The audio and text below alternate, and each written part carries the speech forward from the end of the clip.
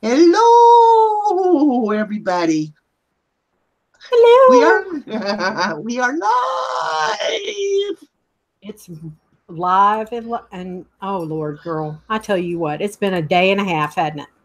Hasn't it been? We got a lot. There's a lot of live streamers on tonight. And So people are just batshit crazy right now. I I'm, know. I'm Well, saying it. I'm saying it. People are hey, just you batshit warned us crazy. all though. You said it was going to go through October.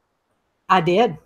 And Mm-hmm. there's Terry like Pluto's Lynn. doing stuff, and Saturn's doing stuff, and when Uranus acts up, Uranus. You're right. You're in bad. You know when that Hey, happens. Lily. Hey, Aaron. Hugs, hugs, hugs, hugs, hugs. You pop out that chat. We're going to talk about a few things tonight.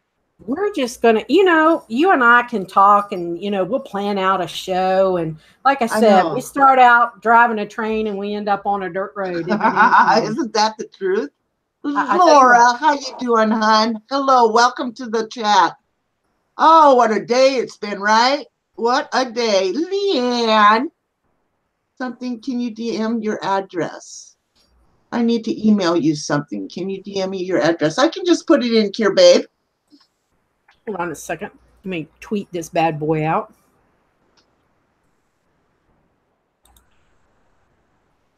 Here you Share go, this honey.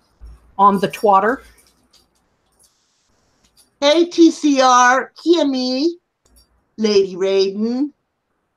Hey, we're doing good. I know, right? What a day. Hey, Greg, hello. Thank you for coming in. Leanne, you're welcome, hon. You're welcome. I got your DM, but I don't think I replied back. But anyway, yeah. So Cool. Kimmy, hello. I know, isn't she wonderful? Yes. I missed her. Something terrible. I really did. Let's see, where's my chat? But I There's my chat. I understand. found I it. understand exactly where she's coming from. Juice, juicy juice, juice. I saw your video of you opening up your gifts. Oh, life with Laura. Hello, Paula. Do you see ghosts? Yes, I do. I'm about to smoke a joint or spirits. Have at it, Laura. Have a good time. Go for it, I know, man. right? If it was legal here in Virginia, I'd be smoking a big old fatty right along with you. Exactly. Lori, welcome. Hello, Honeybee, hello, everybody. doll. Oh, Honeybee sending you loves. Oh, honeybee, you know I love you, girlfriend. Kimmy D, Hmm. I am doing much better now. I've missed everybody so much. Oh, I love you too, Janice, you little doll. Oh, Leanne, that's awesome. I'm in Northern Virginia up by the cuckoo farm known as Washington, D.C. Uh, I'll be doing my first collab tomorrow, missing the Sally House in Acton. Really? Visiting the Sally House in Acton, Atchison, Kansas. How cool is that? Good for you, Lori. Congratulations. Have fun. Wow. Thank you, Lily. That's very kind of you to say. What did she say? Hello, honey. Okay, Leanne. Hello. So you're like 3.5 hours from me. Very cool. Roanoke's a beautiful part of Virginia. It is absolutely beautiful down there. Smith Mountain Lake is one of my favorite places to go. Right. Okay, so you're into ghosts and spirits. Well, good. You're at the right place. Ooh. You If you came to the watch right really place. closely, you may see some orbs flying around behind me. They usually show up. The Yep. one over here is my great great aunt Rose, and the ones over here are my mom, dad, and my sister. So you can see anywhere to about 4 orbs. And sometimes you'll catch a wagging tail of a dog, and that's my dog, Sydney, that passed away about 4 years ago. Oh, poor Sydney. You want to hear? Let me talk about dogs. You Oh, know what man. I'm such a bad mom. I abused my dog. You did not. I abused my dog, Which one, Bentley? Bentley. What'd you do? Bentley's a ninja, man. I know. Well, okay. So I was outside, had the dogs out to go tinkle. Mm-hmm. And I had my phone, and I was on the phone. And this is all Miss Kitty's fault. She did it. Kitty, you got to watch her. She's a wild one. Miss Kitty, I don't think's in here yet. But no, yeah, that's why we can talk about her. We can talk about her. Lady so anyway, Reagan will rat us out. And the dogs wanted to come in. So I'm still talking to Miss Kitty. Come on, boys. And I go in, close the door. Uh-oh. I go in the kitchen, stand, talking about Uber. He's calling her horrible names. That's okay. Let him talk. Who cares? I don't Consider care. the source, as my mother used to say. And anyway, so I get there at the kitchen counter and I hear the scratching. I'm thinking, what? And Harley's down by me like, hey.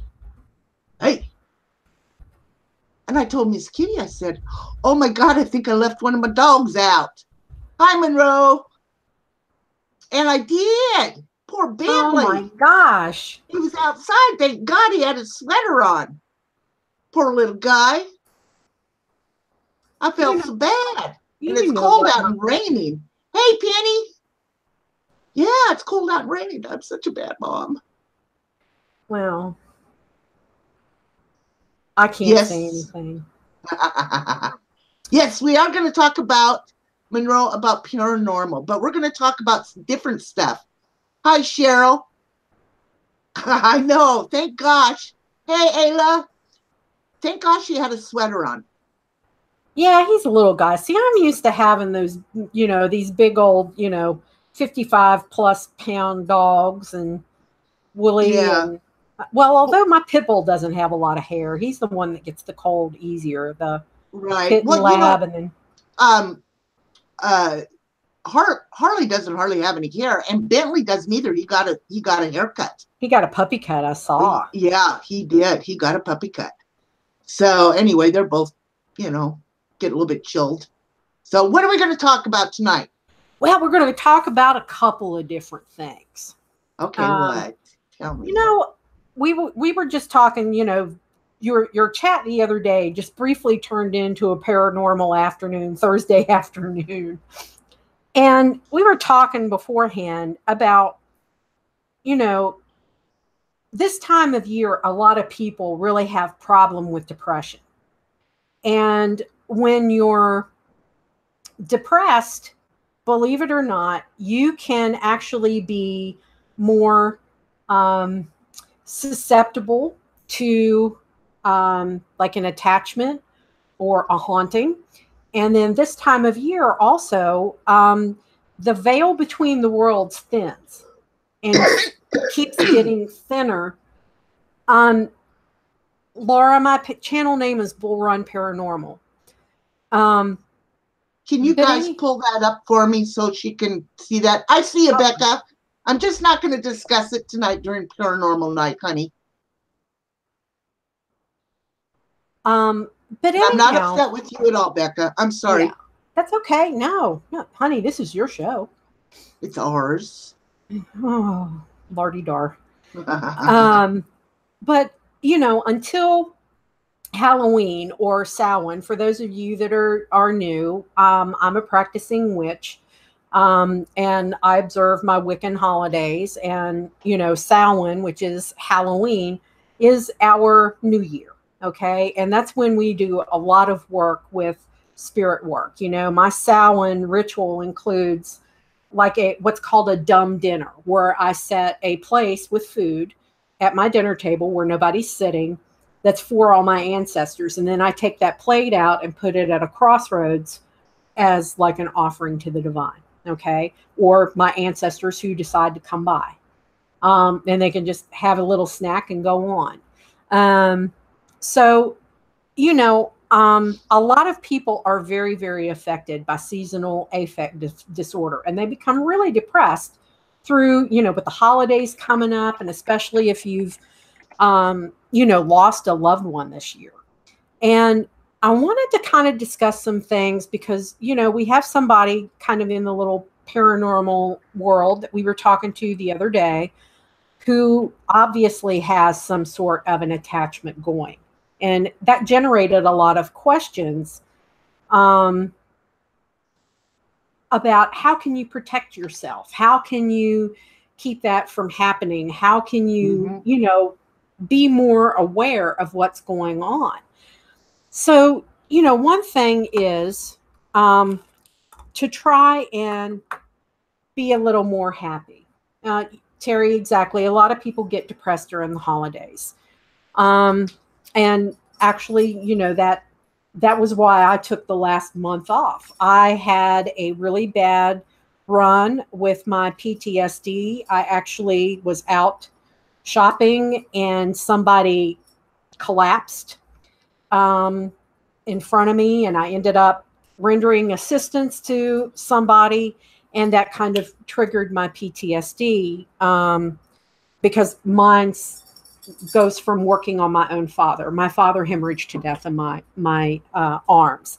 And for those of you that are new, I spent 31 years in a major fire department here in Northern Virginia. So that's a little bit about my background. But yeah, being depressed, because when you get depressed and in that wrong headspace, you actually operate at a different vibrational level than when you're at your normal best. It's like when you get sick, you know, when I mentioned that when I broke my leg, guys, you know, my dad's still with me. You'll probably see him floating around back over here, you know, sometime tonight. He comes and sees me. Don't be sad. You know, the way that he went quick like he wanted to. And, you know, the stage 4 cancer didn't get him. He went the way he wanted to, which was really quick.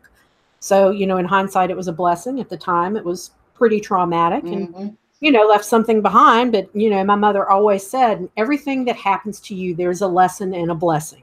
You just have to have your eyes and your heart open enough to see them, right?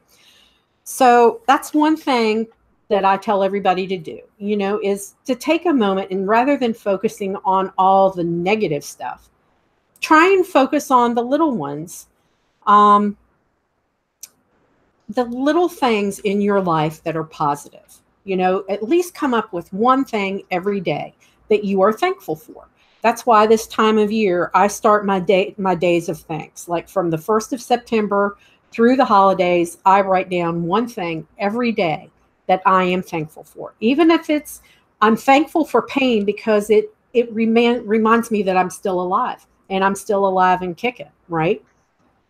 So another thing you can do is to just kind of incorporate certain gemstones and herbs into your life that might help you keep your vibrational level up, to, you know, help you ward off a little bit of depression, you know, that kind of stuff. So does that sound like some stuff you guys might want to, you know, because even if you're sick, if you're taking painkillers and stuff like that, you're not as able to protect yourself, your conscious being, because you're in an altered state, you know, and especially like, you know, people drinking during the holidays, you're in an altered state of consciousness and you're more susceptible to having stuff attached to you, especially if you're a paranormal investigator, if you're, you know, a psychic or a medium, something like that. So first such thing, as that young man that we had on panel. Yes. I mean, he was a paranormal investigator, and he obviously is suffering the effects of a demonic possession. Yep. And a pretty significant one. And I'm very worried about him. So one of the things we can do to like help avoid depression. Becca, congratulations. Oh my gosh, Becca, no way. That was awesome. Congratulations. Oh. Uh-oh. Maybe she wasn't supposed to say that. It's out now. It's out now. Uh-oh. So, you know, one thing you can do is there are a couple of several stones that can actually help you avoid getting depressed. You can wear coral, and you know that's illegal now, so it would have to be a vintage piece because you can't harvest coral anymore to make jewelry. Garnet, jet, malachite, and topaz. So if you just think about that, and maybe try and, oh, Becca, you're going to be great. It's going to be. She's going to be a wonderful mama. You're going to be a great mama. You are. Trust me, my guides are like doing a little happy dance back here. So I've got a good feeling about this, Becca, really and truly. So if you already have depression, okay, Kimmy, I was just getting to that one. If you already have depression and you want to get rid of it, okay, you can wear chalcedony, which is one of my favorite beautiful stones. It's a beautiful, I think it's in the agate family. And you can drink lemon verbena tea. So lemon verbena is an herb that helps with banishing depression from you. Now, is that something they can pick up at the grocery store? Yeah, I mean, I pick it up at, like my Whole Foods store. Okay. Something like that. Just get a decent kind of organic lemon verbena tea. It's awesome. You can, buy the lemon verbena spice, put it in a little tea bag. Okay. I usually mix it with some green tea and then make your own little tea from it. So can you spell that? Pitbull would like you to spell that. What, lemon verbena or chalcedony? Chalcedony is Chalcedony. It's beautiful. It's usually green or blue, and I love them both. And so if you've already got it, like, you suffer from anxiety, you suffer from a little bit of depression and stuff like that, and all of these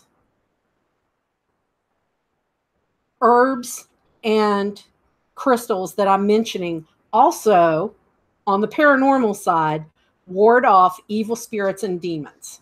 Okay? So you get the double benefit. It helps you, ward off the depression, or to, raise your vibrational level so your depression isn't as bad. And it helps ward off negative energy and negative spirits and demons. Okay? So the first thing to improve your depression is to wear gold amulets. So like if you've got a favorite, gold necklace that was given to you by somebody, especially if it was a religious medal or a cross or something that has really deep personal value to you, a sentimental value, that will help a lot. Gold is like, the sun. Okay. Amber is another one. So is amethyst. Citrine is wonderful at raising your vibrational level, and it's also one of my paranormal top 13 gemstones. So is amethyst. Carnelian is another one. Lapis lazuli. And isn't your rosary made from lapis? Uber? Mine? Yeah. Yeah, isn't that lapis? Mm-hmm. Yeah. So lapis lazuli is another one. And another one is, you guys know me and my black tourmaline. Black tourmaline is wonder. See, a gold necklace at your daughter's birthstone. That means something to you. And whenever you're feeling a little blue, I always do this. I'm forever, holding this in my hand because it's got, my triquetra that means a lot to me. But it also has a cross on here that my parents gave to my sister Patty when she graduated from high school. And when Patty converted to Judaism, she gave the cross to me. And so it has a lot of deep meaning to me. And it just makes me feel better whenever, I feel that next to me, and it's right here next to my heart. Some of the herbs that you can actually incorporate into your cooking. Now, this is where a little bit of kitchen witchery comes in, okay? Is cayenne pepper. That's good for you to help raise your vibrational level. Chamomile tea, cinnamon tea. So chamomile and cinnamon are great, either, in a tea or incorporated in your cooking. Lavender. It's great to eat oranges this time of year. Citrus fruits now coming in. Peppermint and spearmint. Those two mints are great. I love peppermint tea. Thyme, lemongrass. So if you like Thai food, this is a perfect time to fix Thai food. You know, with the cayenne pepper and the lemongrass, that's awesome. Rosemary, sage. Now, this one is great for a tea, but I will tell you that it smells like an unwashed butt. It seriously smells like ass, guys. I'm not gonna lie. And that's valerian root. It smells so bad, but it is such a good herb, and it's really good for depression because I make my own valerian tincture out of vodka and some valerian root. Let it sit there and stew for about 30 days. And then, you know, get out the valerian, put it in a little dropper, and I take a dropper full of it every night. And that helps me with the anxiety and it helps me sleep a little bit better. And another one is St. John's wort. And that one you can get fairly easily now at, yeah, it is rank. Anybody that smelled it, you know, it smells like unwashed rear end. And then, like, for incense, think about burning frankincense and myrrh. Those are both great at raising your vibrational level and also protecting you from demons. Okay. Now, for people who struggle with bipolar disorder, it's great this time of year for you to eat grapefruit. That helps, incorporating grapefruit into your diet, and wearing kunzite, Kunzite. Now, St. George's or cause be memory careful, loss. guys. Make sure that you can do Exactly. Certain herbs with your medications. Right. There are certain medications that St. John's wort cannot be taken with. So you've got to read on the packaging and make sure that it's okay. Same way with grapefruit. Yeah, same thing with grapefruit. Let's see. Now, if you, this time of year, if you suffer from, a lot of people start suffering from nightmares this time of year. And to protect from bad dreams is you can, like, if you like Native American stuff, you can put up a dream catcher. I've got a dream catcher up in my bedroom. You can wear moonstone or put a moonstone underneath your pillow. Clear quartz, and then chamomile tea is great for help keeping bad nightmares from coming around. And putting a star anise pod underneath your pillow will also help. A what? You know, star anise, those little anise pods that look like a star. Yeah. You put that right under your pillow. Put one of those under your pillow, and it's great. Amethyst under your pillow and around your neck. Amethyst is a great one. Great one. And then if you want to stop bad dreams, you know, from occurring, fluoride is one. And so is rosemary is great. So if you can incorporate some rosemary into your diet, those are some things that you can do to kind of help, you know, raise your vibrational, you know, level a little bit. Now, to protect from demons, okay, emeralds are great. Agates are great. That's the chalcedony. That's in the agate family, I'm almost positive. Coral and turquoise, and then sandalwood is great. So this time of year, I wear a lot of perfumes like a sandalwood oil. Yeah. That sandalwood and that kind of earthy kind of scent. And you can order that also. Yes, you can. Yes, you can. Mm-hmm. And then also St. John's wort as an incense, burned as an incense, is great also. Now, to protect from actually being possessed, diamonds. There's nothing better than wearing a diamond. So, ladies, now you know what to ask for Christmas. That's right. Diamonds are a girl's best friend for a reason, folks. Mm-hmm. Just saying. Just saying. And then, Uh-huh. if you want to keep evil from generally, getting into your house, and I've got one of these, plant rosemary by your front door. That is a way to help evil from coming in your house at all, is to have a rosemary bush right by your front door. So, And I want to stop right there because yep. on Paula's channel, if you go over there, she just did a video about how to ward off evil spirits. I did a video on how to do a general cleansing of negative energy from your home, from top to bottom, Yep. different kinds of things you can use, different methods you can clean, all kinds of neat stuff. Okay. So go over and check that out. There's her. I've been dropping her link. Thank you. You're Thank you. welcome. Thank you. So now spikenard is another one. That one's very good. Now, what are we going to talk about? We're going to talk about some scary shit now. Ooh, I'm so excited. Well, people like to buy things that are quote unquote haunted. Do you know that? That's a thing. They like to buy stuff that's haunted, really? They know it's haunted and they pay cash for it? They pay money? Good money. Are you serious? Dead serious. Why in the flip would they want to do that? It's a thing. People collect haunted dolls. They collect haunted objects. You can go now, about 90% of them on eBay are just people that are crooks. Okay. But there are people who actually collect crap that's haunted. Now, I see Marie. Yes, Marie. Hello, darling.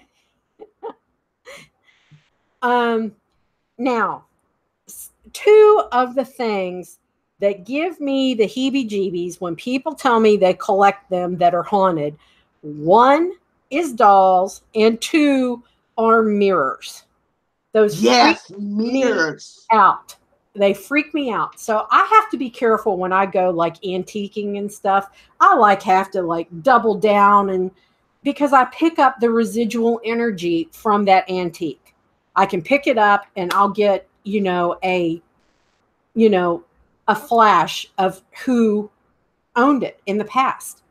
Because believe it or not, we all leave back residual energy. So, things that are very dear to me, like my talismans and my charms, 100 years from now, my energy will still be imprinted with those. And, I'm leaving them to my niece, and I'm going to come back and haunt her sweet little ass until, the day that she dies. And I'm going to be happy about it. But, wow. Mirrors are notorious. Okay.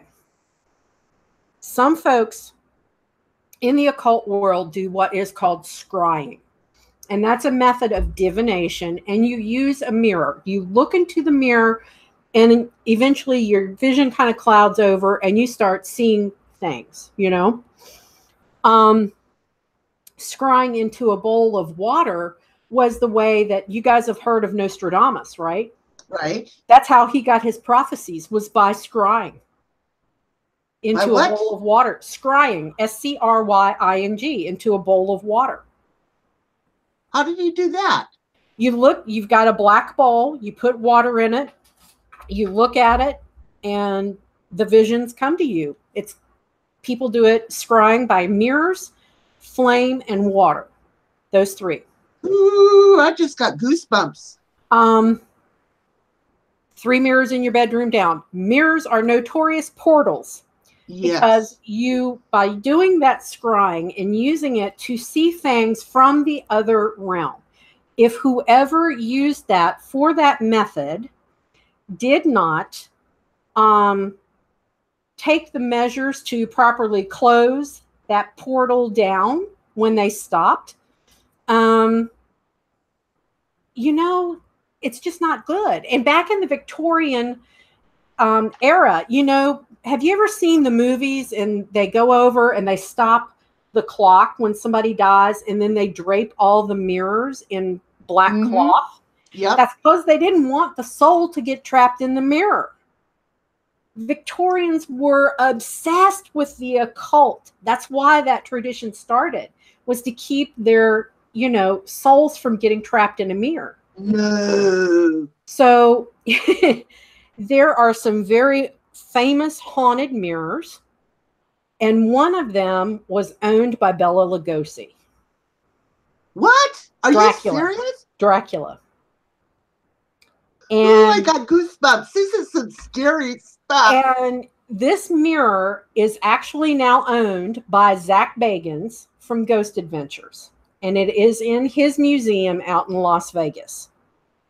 And yeah, they tried to make copper mummies. They did all kinds of crazy stuff. The Victorians were completely and utterly obsessed with death.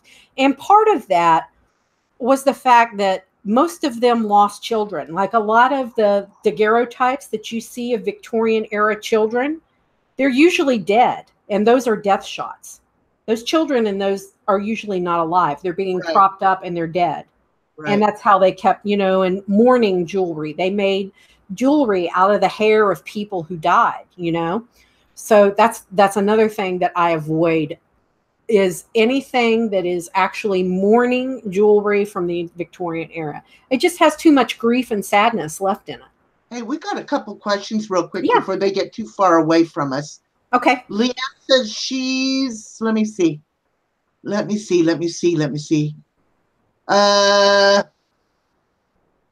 darn it. Great content. I have a question. Mm-hmm. Okay, she says, hey, Paula, I've been binge watching your channel. Great content. I have a question. I may sound crazy, but what's new? So write out your question for her, Leanne. And then C. Marie said that she has a mirror that came with the home. I'd have been getting rid of that mirror a long damn time ago, because that's an open portal. Hey, Jerry. I would get that damn mirror bound up and goodbye, Miss Alice. Goodbye, Felicia. Exactly. Mirror on the wall. Like I said, there are a few things that I will not mess with. And I'm a practicing witch. I'm a psychic medium, and I do not mess with these things. And that is mirrors, the mourning jewelry from the Victorians, and dolls. Mourning jewelry, that where it's made out of the dead person's hair. Oh, holy Hannah. I mean, they had bracelets and hair things that they made, Heck, I can't find that. Can using a pendulum be as dangerous? Usually not. Pendulums are pretty, when you use a pendulum, for like yes, no questions, and a lot of people use, pendulums to try and determine the sex of a baby, for somebody that's pregnant and everything. What does it mean when your dreams are so vivid that it's hard to wake up? It could be one of two things. And usually with me, when I have dreams that are so vivid, it's like a premonition of something that might happen. It may not be happening to me, but it may come to fruition.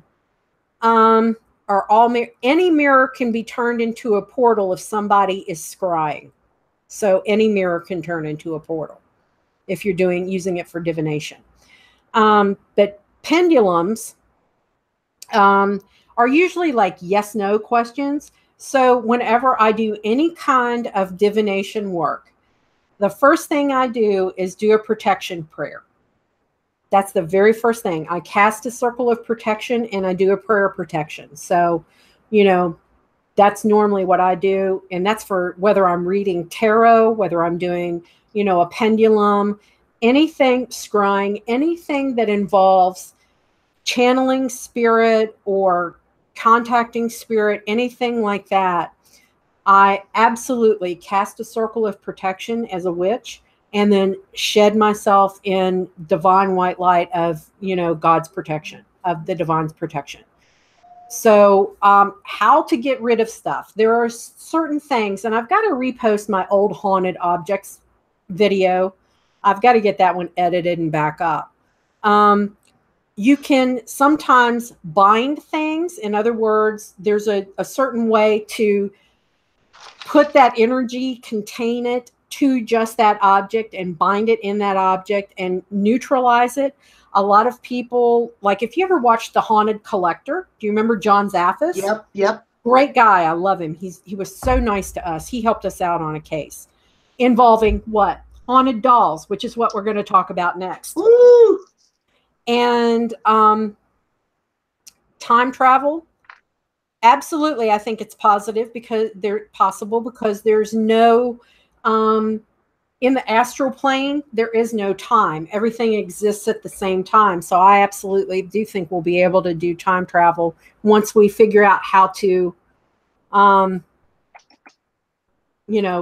access that astral plane and do it that way. I'm more into the metaphysics and not the physics. How's that? So you can bind stuff sometimes using a lot on Haunted Collector. You would see him put things in a circle of salt and then under a domed, like glass cloche. So that's how you can neutralize some. Some of it you have to very much, you've got to like wrap it up and do a formal like binding ritual. And Wiccans have certain ones, and then most religious orders have a certain way to deal with neutralizing haunted or possessed objects. Okay, I have a couple questions again. I don't want to get too far. Yeah. Jerry says, I have a question for Paula. I keep finding money in same week, 2 different days. I found $5. 2 days later, $1. What does that mean for? Thanks for the answer. Well, I mean, if you had a particular need for a little extra money in that day, it could be, your prayer getting answered for a little bit of extra money. It could be, my sister, my mother, and my dad leave me nickels, dimes, and quarters. And I find them at the weirdest places. Kimmy, I'll get to that in just a second, honey. And a witch told you that there's no such thing as a good witch.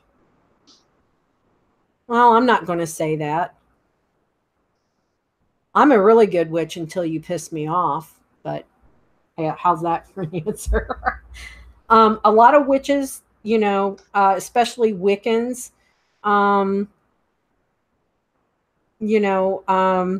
stay in the light. There are some that, dabble in the dark. Just like, there are good witches, there are bad witches. The only thing I've ever done like that some people would have called black magic. It was blood magic. And it was my own blood. And it was to protect a child whose father was taking her to go get heroin and putting her in her car seat and driving with her to go get heroin. And within 6 months of me doing that spell, he got busted 3 more times for driving under the influence. And he spent 22 months in jail at Coffeewood in Virginia. So it depends on the situation. Anyway, you can go ahead. My Pink Life says, my Christmas tree was near a mirror and my daughter saw someone looking at the tree. When she looked at the mirror, but there was nobody standing in front of the tree. Okay. Yeah. And then, spirits can come through mirrors. It could have been somebody from your past coming to visit because it was the holidays. It could have been something else. You just don't know. Leanne says, I have a spirit in my house. We didn't get along because it was when my daughter died. And I was scared, but we get along now, and she doesn't do anything to us, just walks around at night. Is that dangerous? Oh. No, you can perfectly coexist with spirit. You don't, just because you have a ghost, it doesn't mean you've got to do something about it or get rid of it. If they're only hanging around, and a lot of times they're protective spirits, like my Aunt Rose, she died 100 or more years before I was ever born. But she's over here whenever I do any kind of divination, and I got my little I'm all cold over on this side, so she's back here because I'm talking about her. You know, whenever I'm doing anything to do with ghost hunting or anything like that, you know, she shows up, and it's a protective spirit. So it doesn't, you know, just because you have a ghost doesn't mean you have to get rid of it. If they're benign, they're not causing you any harm. There are places where you get what's called a residual haunt, like especially around battlefields, where you see like the same scenario happening over and over and over again. It's because they're caught like in this little time loop. And that's the residual energy from a traumatic event. You're not going to get rid of it. You're just not. It's just pop some popcorn and watch the movie and say hello whenever they come by. They don't, you know, interact with you or anything like that, you know. So why are dolls? This is just a question for you. Well, dolls originally started out as like teaching tools, and then they became, I believe in the Egyptian era, they used them to hold the souls of people who passed. And that's how some of the traditions came with haunted dolls. They go in, they take it, you know, because a lot, you got to think, especially dolls that were made in the Victorian era, people would take the hair and teeth of their dead children and have porcelain dolls made out of it and have that incorporated into a doll, so that then they would have like this doll effigy of their child that passed, because so many of them lost kids. So many kids did not make it to, you know, adulthood. Right. And so this was a common thing to do, right? Yes, it was very common for people to incorporate hair or teeth. Wow. And this goes back, that practice goes back how long? To the Egyptians. No kidding. I mean, thousands of years. So, you know, when people in my area, you know, most people think of the doll Annabelle. That is like what Annabelle and Robert the doll are two of the most famous ones. Okay. And Annabelle was basically a Raggedy Ann doll. And they made the movie, you know, it's about the inspiration for it was the opening scene of The Conjuring. And then there was actual, you know, a movie called Annabelle. And it was a Raggedy Ann doll that was, you know, made in like 1968. It wasn't like a it's not like a really old Victorian doll. Right. But she, the medium, there was a medium, it was Ed and Lorraine Lauren got involved. I remember in her. And they said that the student that got this doll, that the doll was inhabited by the spirit of a dead girl named Annabelle. And that the student and her roommate tried to accept and nurture the spirit doll, but the doll reportedly was malicious and frightening. And then they were asked to remove the doll to their museum and called it demonically possessed. Isn't there a recording on that? Isn't there a show about that? Yeah, yeah. They've had Annabelle on. I think Annabelle was on Ghost Adventures. Right. Yes. Yeah, yeah. And you know, so we actually had a case here in Virginia where a young lady who was autistic collected haunted dolls, and she was in one of our paranormal groups. And we always tried to, you know, really make sure that she was okay, because she was autistic and pretty profoundly autistic. She had that pure innocence about her. I mean, she really had a childlike innocence about her. She really and truly did. So we always wanted to make sure that she was okay, you know, and that she was protected. I always made a protective talisman for her, you know, the whole 9 yards, until Right. her parents called us and said, listen, we need some help. because things are flying off the mantle in the living room. We did an EVP session in her bedroom where all these dolls were. There was like over 200 haunted dolls that she had purchased. No. And it sounded like a nursery crying in the EVPs. And they were calling her mama and everything else. So we actually contacted John Zaffis, the haunted collector, and told him what was going on, played his EVPs. People who do not dream from a spiritual observation, maybe they're just cut off spiritually, and I don't really know what to think, Lori. Anyhow, the haunted dolls literally sound like a nursery, crying and everything else. So John Zaffis, we finally convinced this young lady to give up half of her collection. And John Zaffis came down from Connecticut to get them. Okay. On the way back, they stopped in Pennsylvania and stayed the night. And they did an EVP session in the car where the dolls were. And the EVP said, "Kill John." What? And the next day, as they were going up the Pennsylvania Turnpike and heading toward home, the whole rear end of his brand new van fell out of the car, and they had a pretty bad car wreck. Nobody was hurt, but it was a brand new van, and the whole ass end of it fell out of it.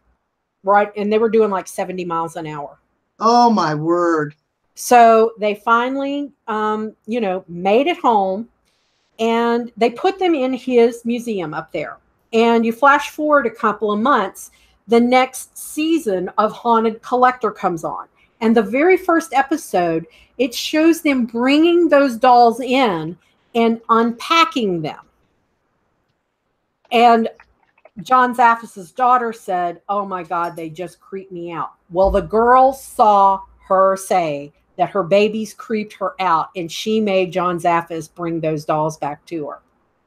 And no. I will tell you that when my buddy Alex was on the phone with John Zaffis talking to him about these particular dolls, all of a sudden he didn't feel anything, but he felt wet on his side of his face. And he looked, and he was bleeding from his ear, and his ear all of a sudden had 3 cut marks on it.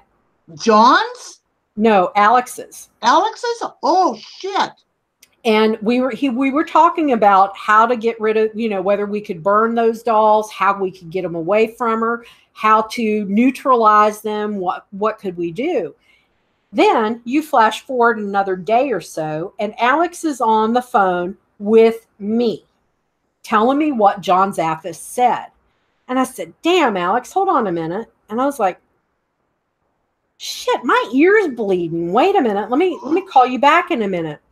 And I got to looking, and I had 3 on my ear.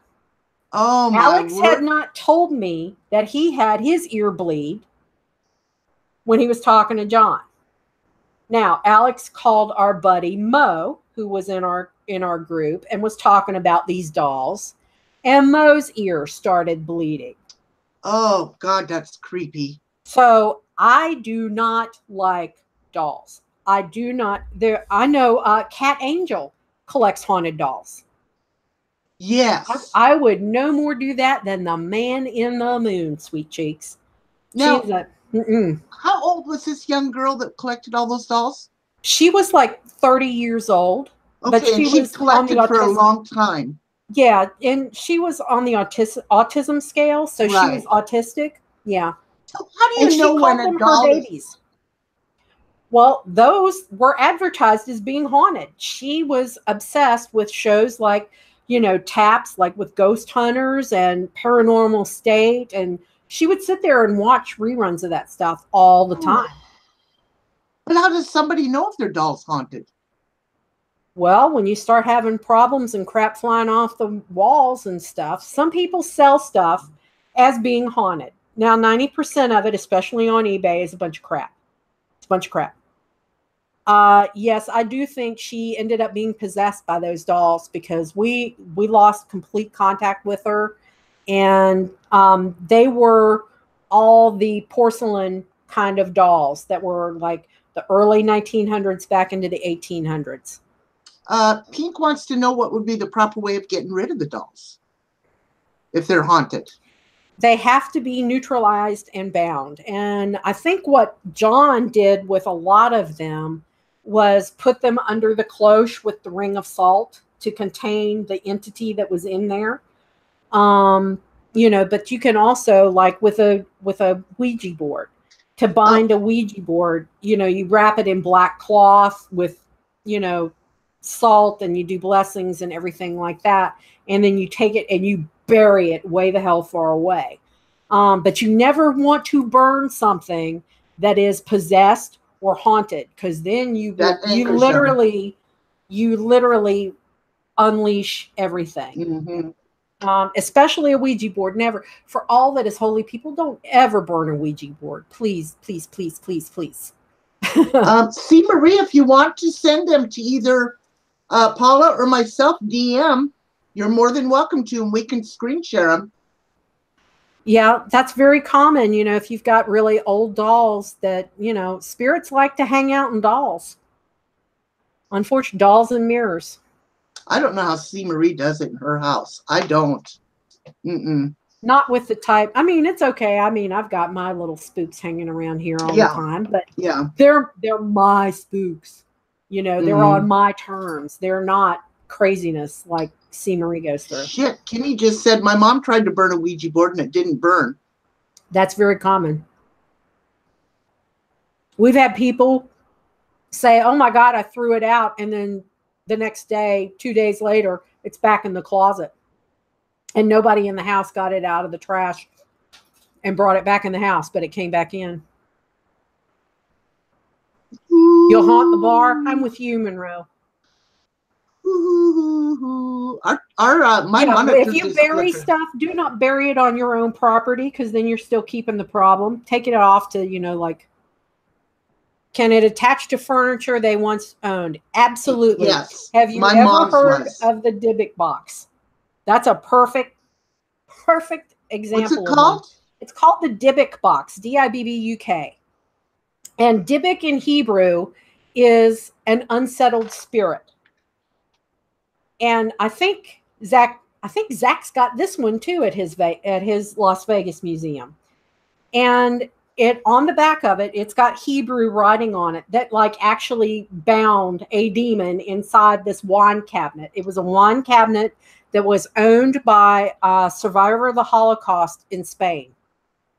And whoever has owned it has had a lot of horrific things happen to them over the years.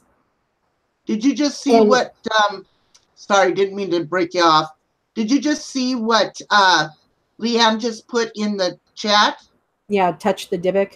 No, her grandmother's porcelain doll. She threw it away and it came back 2 days later. That's kind of common. That's why, when people ask to, how to balance something and like that, I have bound a few things in my life, but I am not a demonologist. Okay. I'm not like John Zaffis. I'm not a demonologist. I don't, I'm pretty well educated, but when it comes to stuff like that, I turn that stuff over to people who know a lot more than I do. There are a lot of instances where, Ouija boards won't burn, or, a family Bible doesn't burn. That's the other, the good part, that from being in the fire department, there were several times in my career where the only thing left that wasn't burned was the family Bible, and everything else was, in ashes around it. Now, where was it that I was Was it Deb A that was saying in her house fire that the only thing that didn't burn or was the Bible. was the Bible? Yeah. Yep. Yep. Yep. Yep. Mm-mm-mm. So yeah, you know, it's did you see what C. Marie said, Uber? Yes, I just DM'd her. Yep. So she'll get back to me here in a minute. Cheryl, he probably did come to visit her, because a lot of times when you're asleep, your subconscious takes over. Your conscious mind filters out spirit that's around you all the time. Okay. So we've been told, you know, ghosts don't exist. If you hear voices, you're crazy, you know, that kind of stuff. Right. And so a lot of times before I really truly embraced and started developing my psychic abilities and my abilities as a medium, that Jennifer, I'll tell you why in just a couple of seconds. I'll get to that. After I started, but until then, like my dad passed away in 1993. So that was before I really started embracing, you know, myself as I wasn't a witch. I hadn't, you know, really worked on my psychic side. And so he would come to us in dreams. And I mean, all three of us on February 23rd at 2:13 in the morning, all three of us wake up. And it happens to this year. I mean, well, my one oldest sister is gone now, but the two of us that are left on the anniversary at the exact time of my dad's death, we both wake up. And it's like a little after midnight, Patty's time in the mountain time. And then it's 2:13 in the morning for me. So, you know, he would come to us in dreams and give us messages, you know, about impending car wrecks and, you know, stuff like that. So, Jennifer asked, why have I heard Christians say that witches are bad? Not trying to be disrespectful in any way. There is one verse, I believe it's in Exodus, where it has been translated that basically you shall not suffer a witch. Okay. And it wasn't a witch. The proper Aramaic, I believe, was shall not suffer a conjurer. In other words, somebody who conjures like demons and spirits to do their bidding. So that's where it came from. And it came from, you know, the Christian church wanting to get rid of paganism because it was competing with it. That's why, you know, Christmas was put on December 25th to compete with Yule and Saturnalia, you know, and stuff like that. So there's one verse in Exodus that everybody go to, that thou shalt not suffer a witch to live. And that's where that comes from. Can you see them? Can you see the pictures? Yeah, I can see the orbs and stuff. Yeah. Look at this. Look at this one. Look at there. Yeah. Yeah, that's not refracting off of anything. Nope. Yeah. Look at that. Mm-hmm. Wow. Wow.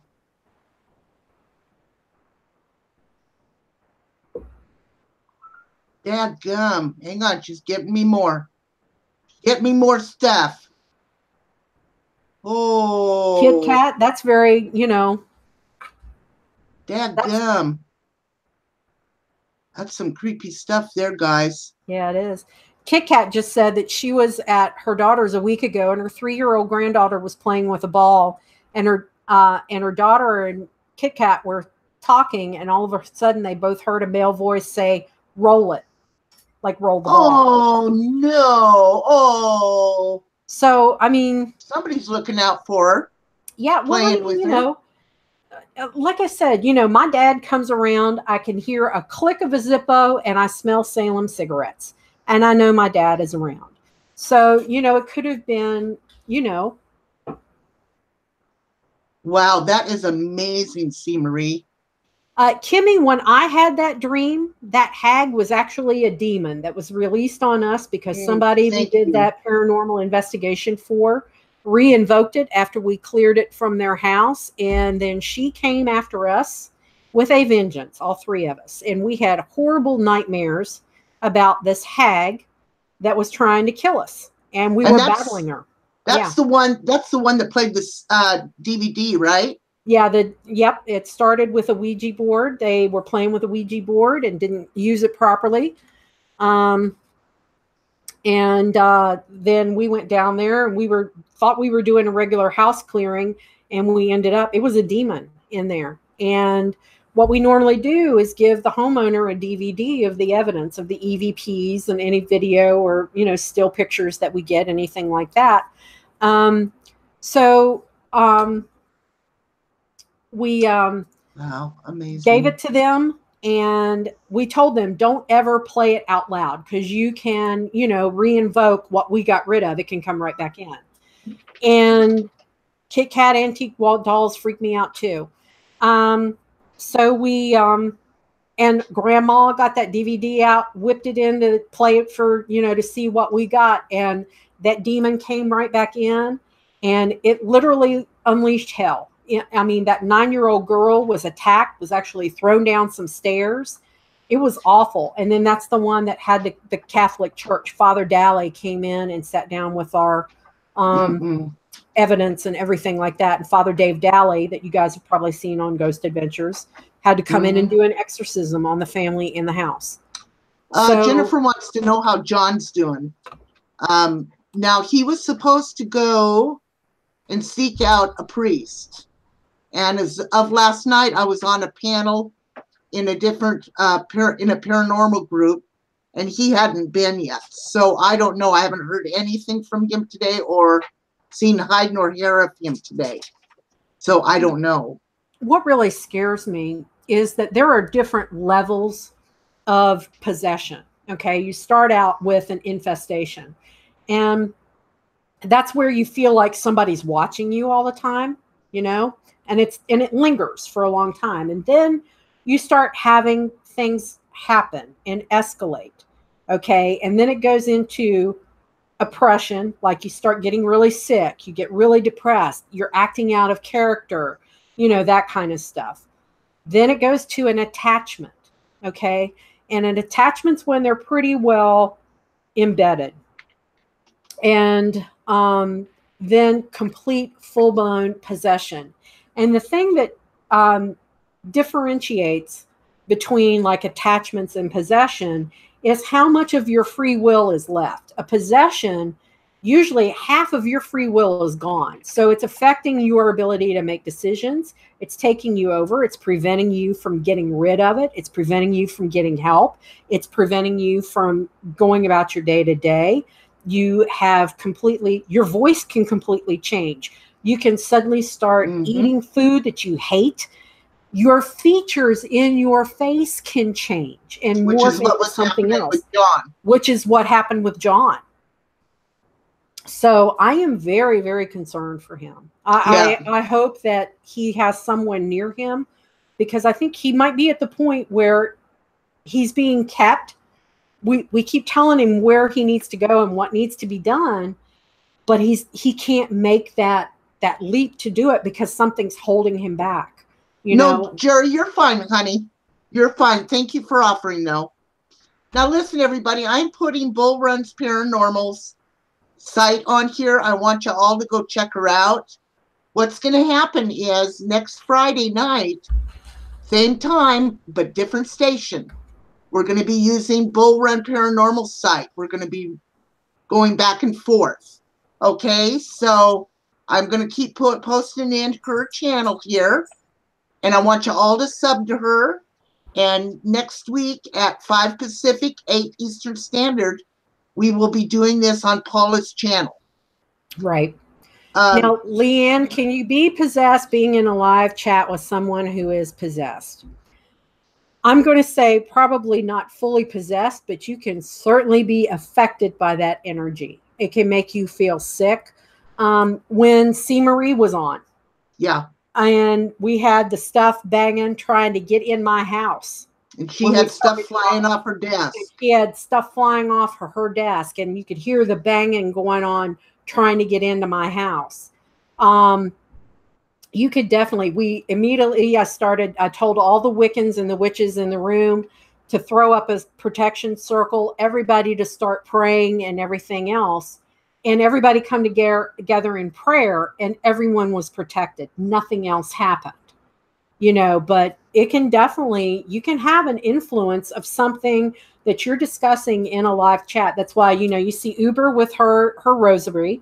I always say a protective prayer. I did a cleansing on my house. Just watching it. If somebody says the name of a demon out loud, even watching it, you can invoke it. So, Jennifer wants to know, how about just watching? You can, if whoever is doing the live stream actually says the name of a demon. When we were discussing demons, remember, I refused to name a specific demon, okay? Because naming them, you invite them in, okay? It's one thing, when you're doing an investigation, especially like we were lucky enough to catch the name of the demon of the house in Mechanicsville, Virginia. And because we had found out the name of the demon, Father Dally knew exactly what he was dealing with, which demon he was dealing with, and what to do to get rid of her and to exorcise that family. Saying their name gives them power. You never want to do that. Never. I mean, when they start, it's like any of those like paranormal shows that do the demon on the Ouija board that always comes up, the Z one that I won't say the word. Mm-mm. I turn them off because they say it out loud all the time, and it's like, they were crazy. I was watching, it was on Ghost Adventures, one of the repeats the other night, the Bela Lugosi mirror. They had this guy that is an energy vampire and an occultist. And yes, vampires are real people. They actually exist, and they can literally suck the energy out of you. Anyway, he was taunting this Bela Lugosi mirror, and it knocked him flat on his ass. Boom, knocked him out. And he had a big ass, bruise on his face and everything because he couldn't even put up his hands to break his fall. I mean, it was awful. And then the lady that was in the room with him ended up with a big burn on her neck. So, C. Marie said she won't even come back up on panel because of what happened up here to her. And, and that's a shame. I wish she would reconsider sometime because, we had it under control as far as that goes. Yeah, absolutely. Because I knew what was going on. Don't say the name, Kimmy. Don't even. Mm-mm. If you say the name, you invoke them and you give them the power. Yeah. Okay. For an exorcist, if you happen to know the name, then that gives the exorcist the power because they know what they're dealing with. And then they can take control and, Saint Michael and God take care of it from there. Jerry said, Uber, I have a question for Paula. Does she have connect by police to investigate to help solve the crime? Yes. I did one. There was a missing teenager in, I think it was Warren County, Virginia, back in April. She's a 16-year-old girl. She went missing. And a friend of ours is the school nurse of the high school where this young lady disappeared. And she contacted me and Alex and gave us her picture and said, tell me what you pick up. And Alex and I separately told her that we felt like a hanging. We felt a sensation of swinging in the breeze. And we saw, a gray house with white trim. She was in a tree up on a hill, not far. You could see her house from this and that and that. It took them almost 3 weeks to find her body because they were going with, the missing dogs, the person died and cadaver dogs. And we had gotten gully washer rains. And I'll be damned if they did not find that girl 3 weeks later exactly where we told them she would be. See, that's like that Ryan. You said exactly where he'd be. they're still, asking people for help, but I don't even know if they've ever looked. I don't know. I mean, we put that information to contact you on the Twitter page and the video with that guy. What was it, Sam? Sam? It was Sam something down in North Carolina. Yeah. But Sam. I mean, they show, he was showing me, I kept hearing, what was it, Colonial something, not Colonial, Stony Point. Yeah. And there was a park and there was this. I have never been to Charlotte other than the racetrack in my life. And Simply Coastal was able to go in Google Earth and find exactly where in the heck I was talking about. And, I was there, I was sending Uber text messages. You saw her daggone, phone going off through the whole thing. Paula said it's blah, blah, blah. Is he this? Was it an overdose? And this and that and the other, and all kinds of stuff. So, yeah. And it was a drug deal gone bad and he overdosed. Oh, gives me the heebie-jeebies. Okay, guys. So listen, I'm going to put her link in here one more time to her channel. Next week, 5 o'clock Pacific time, 8 o'clock Eastern. Yep. We will be doing this on Paula's channel. And I want to thank everybody for coming in tonight. This has been an awesome night, Paula. I can't tell you how happy I am to have you back and how much I've missed you. I have missed everybody. I'm glad to be, up and full of piss and vinegar again. It knocked me down a little bit, and I had to go and waller in the PTSD depression for a little bit. But when I do that, I just got to isolate for a little while and shut down everything. But, I'm good to go after a little bit. Yep. Well, you guys have been awesome. Remember to come next week over to Paula's channel. We'll make sure that we get the link out there on DMs, on Twitter. And I want to thank you all. Remember, there's always a rainbow at the end of the storm. And Paula, what do you got to say? Remember to walk in love and light, everybody. Good night. Night.